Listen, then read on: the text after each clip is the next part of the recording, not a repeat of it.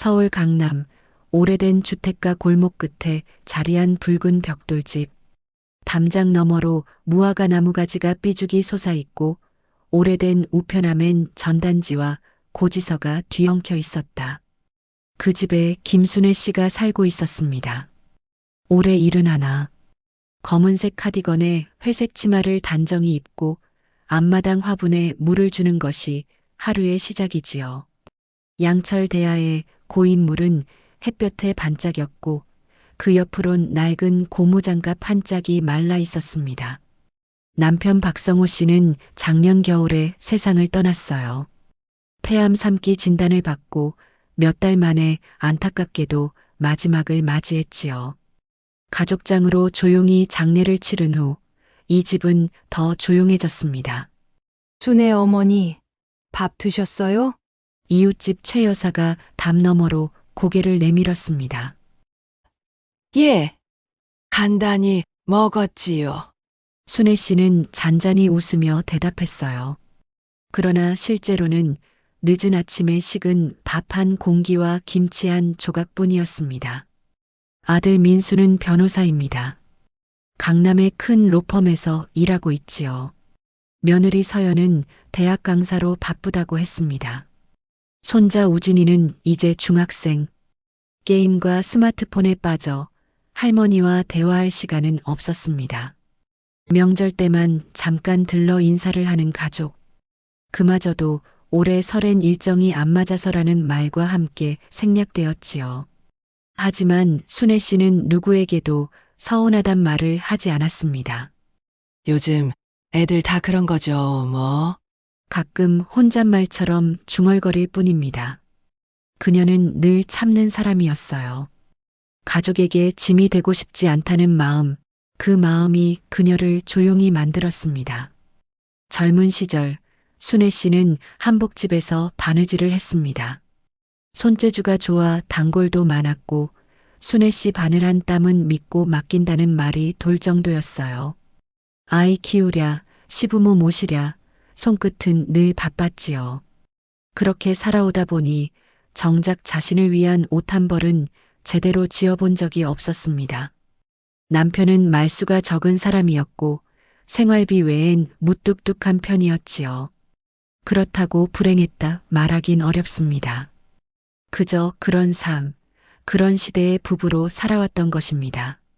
남편이 병상에 있을 때도 순애 씨는 하루도 빠짐없이 병원에 다녔어요. 말없이 손을 잡아주고 수저를 들어주고 베개를 고쳐주며 마지막까지 곁을 지켰지요. 하지만 돌아오지 않는 눈빛, 건조한 표정 속에서 그녀는 자주 외로움을 느꼈습니다. 남편이 떠나고 문득 이상한 생각이 들었습니다. 나는 이 집에서 누구였을까? 이제 집안은 조용합니다. TV 소리, 전자레인지 도는 소리, 전화벨마저 들리지 않지요. 창밖으론 바람이 불고 담벼락 아래엔 낙엽이 소리 없이 쌓여갑니다. 방 안 책상 위 작은 액자가 놓여 있습니다. 남편의 50대 시절 사진, 정장 차림의 굳은 표정이었습니다. 그 앞에 향 하나 피워두고 순애 씨는 조용히 절을 올렸습니다. 여보, 잘 있지요? 말끝은 허공에 흩어졌습니다. 그녀는 여전히 점잖고 정중한 사람이었어요. 슬픔을 흘리지 않고 조용히 삼키는 사람이지요. 그러던 어느 날 오후 낯선 번호로 전화 한 통이 걸려왔습니다. 수화기 너머로 정중한 목소리가 들렸습니다. 김순애 님이시죠? 박성호 선생님 유언 관련해서 잠시 뵙고 싶습니다. 잠시 정적이 흘렀습니다. 유언이란 말에 그녀는 처음으로 눈을 찌푸렸어요. 유언이요?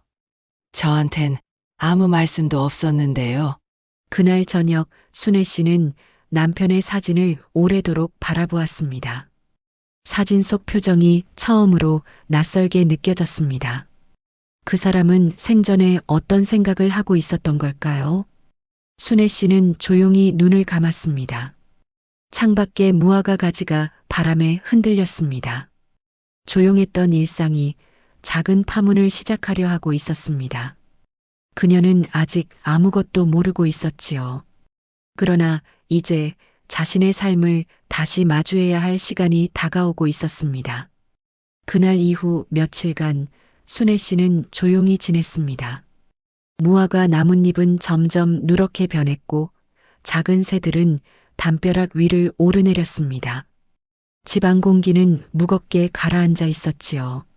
전화는 다시 오지 않았습니다. 순애 씨는 일부러 더 기다리지 않았습니다. 혹시 오해였겠지, 잘못 걸린 전화였을 수도 있다고 마음을 다잡았습니다. 그러나 그 말은 마음속에 작은 돌처럼 남아 있었지요. 유언이라는 단어. 남편은 아무런 말도 남기지 않고 떠났습니다. 유언장도 메모도 직접 말 한마디도 없이 죽음도 그 사람답게 조용했지요. 며칠 뒤 편지가 한 통 도착했습니다. 낯선 로펌 이름이 적힌 흰 봉투. 순애 씨는 봉투를 들고 한참을 바라보다가 조심스럽게 찢었습니다. 박성호 선생님의 생전 작성한 유언장 관련하여 상속 및 개인적 요청이 포함되어 있어 가족 대표로 면담을 요청드립니다. 서초동 영로펌 담당 변호사 이채윤. 순애 씨는 봉투를 접어 조용히 서랍에 넣었습니다. 그리고 그날 저녁 아들 민수에게 전화를 걸었습니다. 민수야, 바쁘니? 왜? 무슨 일 있어? 너한텐 혹시 아버지 관련해서 무슨 연락 온 거 없니? 아버지? 무슨 연락? 유언 관련해서 이상한 편지가 왔는데. 민수는 잠시 말을 멈추었습니다. 그 뒤로 다소 무심한 말이 돌아왔습니다. 엄마, 요즘 이상한 사기 많아. 아무거나 믿지 마. 그럴까? 그 로펌 어디라고 했어? 내가 확인해 볼게. 전화를 끊고 나서도 마음이 편하지 않았습니다. 무언가 말하지 않은 것이 있다는 감정. 그 감정은 순애 씨의 가슴 한가운데 얹힌 채 밤새 가라앉지 않았습니다.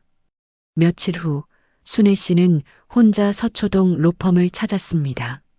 아들은 오지 않았습니다. 재판이 겹쳐서 안 된다는 짧은 문자만 보냈지요. 로펌 사무실은 깔끔하고 차가운 분위기였습니다. 커피 향도, 책상 위 화분도 어딘가 인위적이었지요. 젊은 여성 변호사가 정중히 인사를 했습니다. 김순애님 맞으시죠? 저는 박성호 선생님의 법률 대리를 맡았던 이채윤 변호사입니다. 네, 편지 받고 왔습니다. 이채윤 변호사는 노트북을 열고 조심스럽게 말을 이었습니다. 사모님께서 아시다시피 고인께서는 생전 많은 말씀을 남기진 않으셨지만 본인의 뜻을 문서로 남기셨습니다. 공식 유언장으로 인정되며 법적 효력이 있습니다. 순애 씨는 말없이 고개를 끄덕였습니다. 이제 더 이상 되돌릴 수 없는 일이라는 걸 느꼈지요. 이채윤 변호사는 문서를 넘기며 조심스럽게 말했습니다. 유언장의 주요 내용 중 사모님과 관련된 부분이 있습니다. 첫째는 고인의 사망 후 사모님께 일정 금액의 유산을 남기되, 둘째, 고인이 생전에 유지하던 외부 부양 의무가 있음이 밝혀졌고, 그 상대방에게 일부 자산을 양도하라는 지시가 포함되어 있습니다.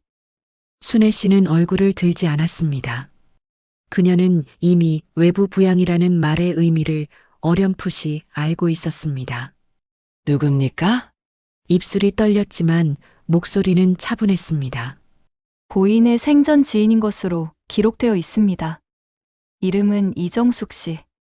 현재 전남 순천에 거주 중이며 두 사람 사이에 성인이 된 자녀가 있는 것으로 확인되었습니다. 순애 씨는 사무실을 나와 벤치에 앉아 있었습니다. 가을바람이 코트를 파고들었지만 그녀는 움직이지 않았습니다. 손끝이 차가워졌습니다.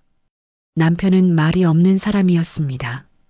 그래서 오히려 침묵 속에 많은 것들이 숨겨져 있었던 걸까요?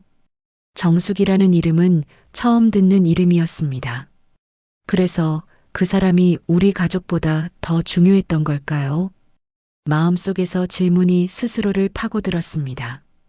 가족을 위해 희생하고 묵묵히 살아왔던 수십 년. 그 세월의 무게보다 한 줄의 문서가 더 무겁게 다가왔습니다. 집으로 돌아오는 길, 그녀는 지하철 유리창에 비친 자신의 얼굴을 보았습니다. 주름지고 낯선 얼굴. 그리고 그 눈 속에 담긴 건 분노가 아닌 깊은 허무였습니다. 그날 밤 순애 씨는 남편의 사진을 마주보며 처음으로 말을 높였습니다. 왜 나한테 아무 말도 안 했어요? 그렇게까지 나를 믿지 못했습니까? 침묵이 돌아왔습니다. 벽식의 초침 소리만이 방 안을 메웠습니다. 며칠 후 순애 씨는 낡은 바늘쌈지를 꺼냈습니다. 그 안에는 오래된 천 조각과 색실이 고이 놓여 있었습니다. 그녀는 조심스럽게 바느질을 시작했습니다. 무언가 다시 꿰매기 위해 아니면 찢어진 마음을 메우기 위해서였을지도 모릅니다. 그녀는 결심했습니다. 진실이 무엇이든 더 이상 모른 척하지 않겠다고, 자신의 자리와 이름을 스스로 되찾겠다고. 순천행 기차는 오전 9시에 출발했습니다. 순애 씨는 창가 자리에 앉아 있었습니다. 손에는 소형 가방 하나, 안에는 간단한 옷가지와 봉투 한 장이 들어 있었습니다. 그 봉투에는 남편의 유언장 사본과 주소가 적힌 종이 쪽지가 들어 있었지요. 창밖 풍경은 흐릿했습니다. 산과 들이 지나갔고 가을볕은 유리창에 부드럽게 머물렀습니다. 그녀는 바느질하듯 생각을 꿰매고 또 뜯기를 반복했습니다. 만나야 할까? 아니면 되돌아가야 할까? 정숙이라는 사람을 보는 것이 무슨 의미가 있을까? 그러나 순애 씨는 내려야 할 곳에서 내렸습니다. 모든 것을 확인하고 싶었기 때문이었지요. 확인하지 않으면 남은 생을 살아도 마음이 풀리지 않을 것 같았지요. 이정숙이라는 여인은 시장 근처 작은 상점을 운영하고 있었습니다. 낡은 외벽, 손때 묻은 유리문, 간판은 해져 있었습니다. 그 가게 앞에 순애 씨는 한참을 서 있었습니다. 문을 열자 은은한 약초 냄새가 났습니다. 정숙 씨는 중년의 여인이었습니다. 짙게 그은 눈썹, 다소 지친 얼굴, 손톱에 남은 붉은 물감. 그녀도 삶이 녹아있는 사람이었지요. 어떤 거 찾으세요? 목소리는 낮고 조심스러웠습니다. 순애 씨는 말없이 앞치마 주머니에서 봉투를 꺼내 건넸습니다. 정숙 씨는 순간 멈칫하더니 조용히 봉투를 열어보았습니다. 오셨군요. 그녀는 고개를 숙였습니다. 순애 씨는 가만히 그녀를 바라보다가 입을 열었습니다. 그 사람과 얼마나 오래였습니까? 정숙 씨는 잠시 말을 잇지 못했습니다. 그 뒤로 힘없이 말했습니다. 20년 가까이요. 어렵게 만났고 더 어렵게 헤어졌어요. 끝까지 공식적인 관계는 아니었고 저도 죄인인 줄 알고 살았습니다. 순애 씨는 눈을 감았습니다. 생각보다 차분했지만 손끝은 미세하게 떨리고 있었습니다. 자식이 있다고 했지요? 정숙 씨는 고개를 끄덕였습니다. 딸이 하나 있습니다. 올해 25이에요. 그 사람 성은 아니고 그냥 혼자 키웠습니다. 그 아이는 그 사람을 아버지로 알고 있습니까? 네. 하지만 아버지란 이름 직접 불러본 적은 없어요. 정숙 씨의 목소리는 점점 낮아졌고 가게 안은 침묵으로 잠겼습니다. 순애 씨는 아무 말 없이 봉투를 다시 가방에 넣었습니다. 그녀는 무슨 말도 하지 않고 가게를 나왔습니다. 역으로 돌아오는 길, 작은 카페에 들렀습니다. 따뜻한 유자차 한 잔을 시키고 창가 자리에 앉았습니다. 순애 씨는 머릿속을 정리하려 했습니다. 그러나 마음은 더 복잡해졌습니다. 그 사람의 지난 20년을 상상할 수 없었고 자신의 지난 40년이 무색하게 느껴졌습니다. 무엇을 위해 살아왔는가? 누구를 위해 참고 속이고 견뎌왔는가? 그리고 지금 나는 무엇을 해야 할까? 문득 그녀는 휴대폰을 꺼내 딸에게 문자를 보냈습니다. 지수야, 이번 주말에 집에 올 수 있니? 답장은 바로 오지 않았습니다. 그러나 보낸 것만으로도 조금 마음이 놓였습니다. 딸은 늘 바쁘다고 했지만 그 바쁨 속에서도 엄마가 조용히 무너지고 있다는 걸 알고는 있었을 것입니다. 그날 밤 집으로 돌아온 순애 씨는 옷장 깊은 곳에서 낡은 앨범 하나를 꺼냈습니다. 검은 표지, 바랜 사진들, 젊은 날의 웃는 얼굴. 그 가운데 남편과 나란히 찍힌 사진 한 장을 꺼내 조심스럽게 바라보았습니다. 나도 당신처럼 침묵을 지키는 사람이었지요. 그게 믿음이고 참는 게 사랑인 줄 알았으니까요. 작게 혼잣말을 하며 사진을 접었습니다. 그리고 조용히 거실 서랍 안에 넣었습니다. 며칠 뒤 로펌에서 다시 연락이 왔습니다. 이정숙 씨가 상속 포기 의사를 밝혔습니다. 딸에게도 권리가 있지만 고인이 남긴 것은 돈이 아니라 갈등일 뿐이라고 했습니다. 순애 씨는 한동안 아무 말도 하지 않았습니다. 그녀도 잘 알고 있었습니다. 이 일에 이긴 사람은 아무도 없다는 것을. 하지만 한 가지는 분명해졌습니다. 어쩌면 그녀는 이제 자신을 위한 삶을 살 수 있다는 것. 그날 밤 순애 씨는 재봉틀을 꺼냈습니다. 창가 옆 작은 공간에 천을 펴고 실을 감았습니다. 자그마한 패치워크 천 조각을 맞추는 일은 오래 걸렸지만 하나씩 맞추다 보면 모양이 나왔습니다. 그녀는 손끝으로 바느질 선을 천천히 따라갔습니다. 그리고 마음속으로 다짐했습니다. 이제는 나를 위한 시간이어야지요. 그날 이후 순애 씨는 이른 아침에 일어나는 습관을 되찾았습니다. 창문을 열면 공기가 달라져 있었습니다. 가을 냄새는 옅어졌고 볕은 한결 더 부드러웠지요. 거실 한켠 작은 재봉틀 위에는 천 조각들이 가지런히 놓여 있었습니다. 색감은 전보다 다양했습니다. 빨강, 파랑, 누런 천들 사이에 하늘빛 실이 얇게 늘어져 있었지요. 그녀는 매일 그 천을 조금씩 꿰매기 시작했습니다.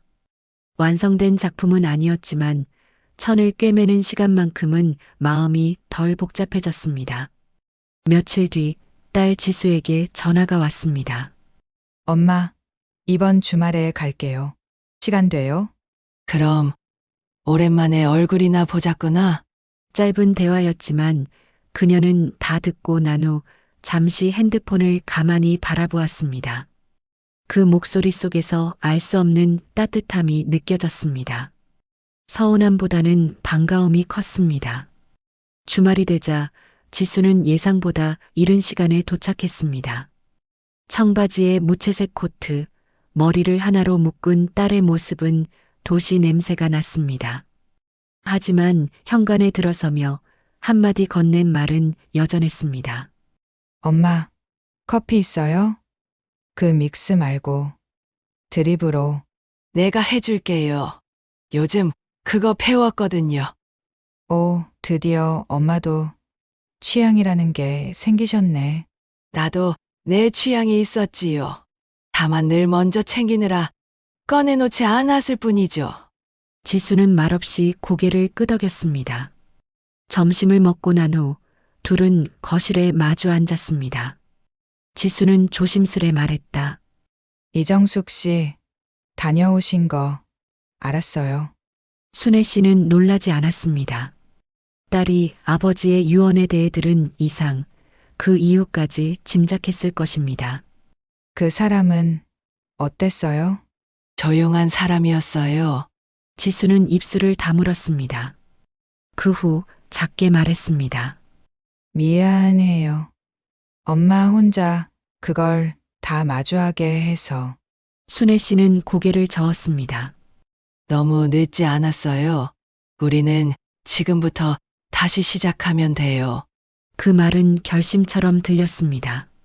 서로가 서로에게 사과하고 다정해질 수 있다는 걸 보여주는 순간이었습니다. 며칠 후 그녀는 동네 복지관에 들렀습니다.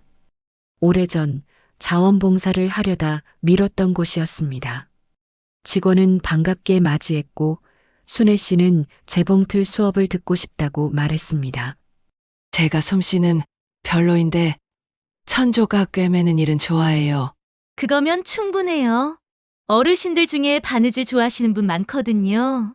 같이 하시다 보면 더 배울 것도 생기실 거예요. 그 말에 순애 씨는 조심스럽게 웃었습니다. 수업 첫날 그녀는 낯선 사람들 사이에 앉았습니다. 서로 이름을 나누고 실색깔을 고르고 천을 나누는 일이 어색하지 않았습니다. 나이가 들면서 새로운 관계는 조심스러웠지만 누구도 그녀에게 무언가를 감춰야 한다고 묻지 않았기 때문이었지요. 그녀는 그곳에서 천천히 말을 늘렸고 웃음도 조금씩 더해졌습니다. 자신도 모르게 그렇게 변해가고 있었습니다. 집에 돌아와 작은 거울 앞에 앉았습니다. 피부는 더 얇아졌지만 눈빛은 덜 흐려 보였습니다. 그녀는 속으로 말했습니다. 이제는 나 자신을 위한 얼굴을 살아야지요. 이름 석자 김순애. 이제야 그 이름으로 살아가는 법을 배우는 중이었습니다. 어느 날 딸 지수가 작은 상자를 들고 찾아왔습니다. 엄마, 이거 그냥 선물이에요. 패브릭 자석 만들기 키트인데 엄마 좋아할 것 같아서. 순애 씨는 상자를 열어보았습니다. 작은 천 조각들과 알록달록한 단추들, 손바느질용 바늘과 실이 가지런히 담겨 있었지요. 예쁘네요. 나중에 복지관 어르신들이랑 같이 만들어 볼게요. 그녀는 잠시 멈췄다가 딸을 바라보며 덧붙였습니다. 지수야, 내가 있어서 참 다행이에요. 지수는 대답 대신 조용히 손을 잡았습니다. 말없이 잡은 그 손은 이전보다 더 단단하고 따뜻했습니다. 그날 밤 순애 씨는 스스로에게 물었습니다. 오늘은 괜찮았나요? 그리고 마음속으로 대답했습니다. 네, 오늘은 참 괜찮았어요. 창밖 어둠은 깊었고 바람 소리는 가벼웠습니다. 방 안에는 조용한 음악이 흘렀고 한 땀 한 땀 꿰매던 천 위에는 작은 자석 2개가 반짝이고 있었습니다. 지난 계절과 달리 봄이 빠르게 찾아왔습니다. 따스한 햇살이 창가에 오래 머물렀고 순애 씨의 얼굴에도 한층 밝은 기운이 돌았습니다. 재봉틀 옆에 놓인 자석들은 작게 반짝이고 있었습니다. 그 반짝임은 단순한 물건의 빛이 아니었습니다. 그녀가 조금씩 꿰맨 삶의 조각들이 모여 새로운 의미를 만들고 있었지요. 그날 아침 지수와 함께 산책을 나섰습니다. 멀리서 꽃이 피기 시작한 벚나무가 햇살을 받으며 고개를 숙이고 있었습니다. 순애 씨는 천천히 숨을 들이마셨습니다. 이제는 이렇게 평범한 하루가 참 소중해요. 네. 엄마, 저도요. 딸의 말에 순애 씨는 고개를 돌려 눈을 맞췄습니다. 며칠 후 동네 복지관에서는 작은 전시회가 열렸습니다. 수업을 들었던 어르신들과 함께 만든 작품들이 한자리에 모였습니다. 순애 씨의 작품도 있었습니다. 작은 자석과 천 조각을 조합해 만든 작품이었지요. 누구 하나 튀지 않고 모두가 서로의 이야기를 담은 듯 했습니다. 여기 김순애 씨 작품입니다. 직원의 안내에 순애 씨는 살짝 고개를 숙였습니다. 정말 아름답네요. 옆에 있던 한 어르신이 말했습니다. 순애 씨, 이 작품은 당신이 그동안 얼마나 노력했는지 보여줘요. 순애 씨는 수줍게 웃었지만 마음속 깊은 곳에서 흐르는 따뜻함을 느꼈습니다. 집에 돌아와 딸과 마주 앉은 순애 씨는 조용히 말했습니다. 지수야, 그동안 엄마가 너무 소극적이었지요. 당신 마음을 제대로 알지 못했고 내 상처만 생각했네요. 엄마, 저도 그랬어요. 서로를 더 이해하려고 노력하는 게 제일 중요한 것 같아요. 순애 씨는 고개를 끄덕였습니다. 앞으로는 우리 서로에게 솔직해지고 힘이 되어주자고요. 지수도 미소 지으며 대답했습니다. 네. 엄마 꼭 그래요. 그날 밤 순애 씨는 오래된 앨범을 꺼냈습니다. 젊은 시절의 사진 속 웃음 짓던 모습들이 빛났습니다. 그때는 몰랐지만 지나고 보니 그 웃음은 힘겨운 시간을 견뎌낸 증거였습니다.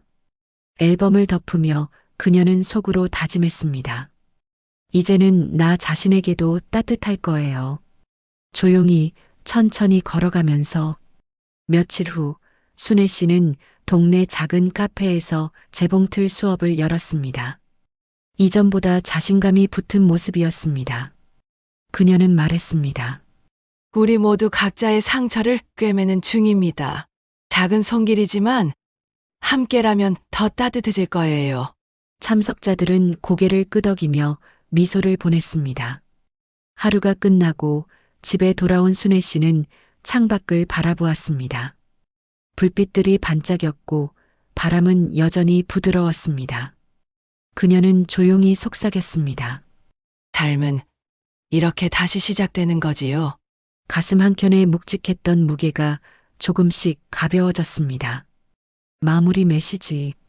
조용한 주인 김순애는 우리 모두가 상처와 아픔 속에서도 조용히 자기만의 길을 찾아가고 가까운 이들과 소통하며 회복할 수 있다는 이야기입니다.